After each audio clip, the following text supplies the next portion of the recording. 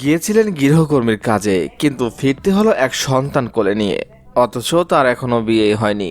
ওই নারীর অভিযোগ, সৌদি আরবে যে বাড়িতে তিনি কাজ করতেন সেই গৃহকর্তা তার ছেলের বাবা। তিনি জানান, নিয়োগকর্তার দ্বারা তিনি ভয়াবহ নির্যাতনের শিকার হয়েছেন। সন্তানসহ বাড়িতে ফেরা নিয়ে উদ্বিগ্ন ওই নারী এখন আশকনের ব্রাক লার্নিং সেন্টারে আশ্রয় নিয়েছেন। ব্রাকের অভিবাসন কর্মসূচির প্রধান শরীফুল ইসলাম বিষয়টি নিশ্চিত করেছেন। বিমানবন্দর সূত্র থেকে জানা গেছে, ওই নারীর গ্রামের বাড়ি ব্রাহ্মণবাড়িয়ায়।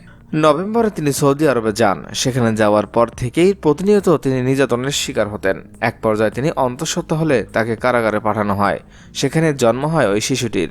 ওই নারীর বরাতে ব্রাকের অভিবাসন কর্মসূচির এক কর্মকর্তা বলেন, তার পরিবারের কেউ বিষয়টি জানে না। সন্তান নিয়ে তিনি পরিবারের কাছে ফিরতে পারছেন না। এটা সমাজের লোকেরা ভালোভাবে নেবে না। কয়েকদিন আগে শাহজালাল বিমানবন্দরে নামার পর কোনো উপায় না পেয়ে ওই নারী বিমানবন্দর আর্মড পুলিশের কাছে তার দুর্দশার কথা জানান। নিরাপদ আশ্রয়ের জন্য ওই নারীকে পরে প্রাগ অভিবাসন কর্মসূচির কাছে হস্তান্তর করা হয়।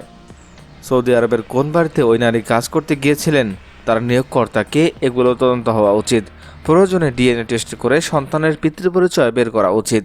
এখন আমাদের প্রাথমিক চ্যালেঞ্জ হচ্ছে বাচ্চাটিকে সুস্থ রাখা এবং ওই নারীকে মানসিকভাবে সমর্থন দেওয়া। এরপর আমরা তাকে বাড়ি পাঠিয়ে দেওয়ার চেষ্টা করব।